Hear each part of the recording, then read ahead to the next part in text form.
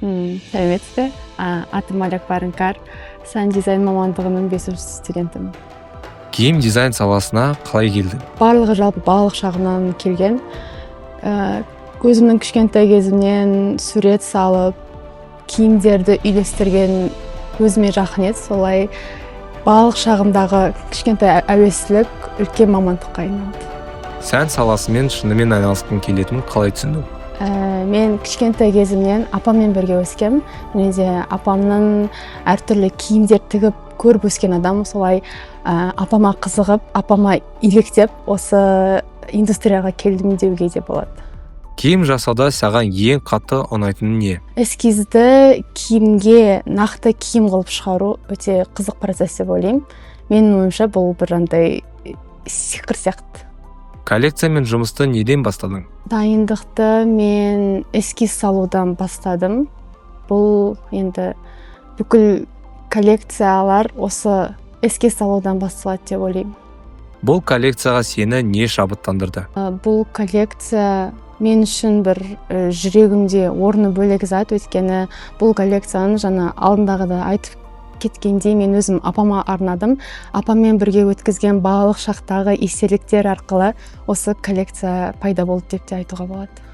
Байқауға дайындық барысында ең қиын болған нәрсе не? Жалпы бұл конкурста оңай зат болған жоқ мен үшін, өткені біріншіде мен бұл затты бірінші рет өткенім болды. Бірақ физикалық түрде қарағанда ең қиыны бұл киіз басу болды.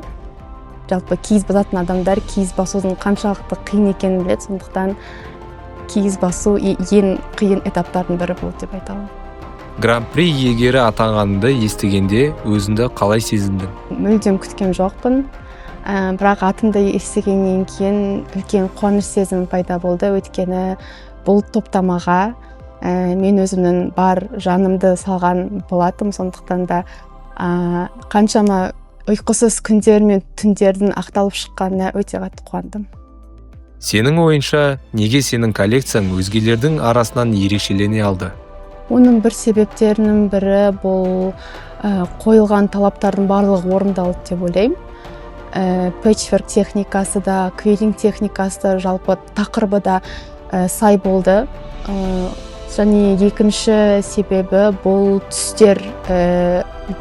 түстердің өзара келісуі. Түстер жалпы өте жарқын, өте қанық болды. Сол түстердің комбинациясы да үлкен әсерін тигізді деп ойлаймын.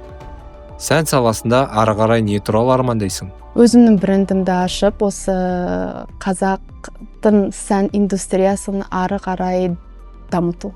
5 жылдан кейін өзіңді қай жерде елестетесің? 5 жылдан кейін қазақтың сән индустриясының орны бөлек, өзінің үлесін қосқан адамдардың қатарында көрем. Осындай байқауларға қатысқысы келетін, бірақ қорқатын адамдарға қандай кеңес бересің? Менің ойымша бұл жерде қорқудың ешқандай қажеті жоқ.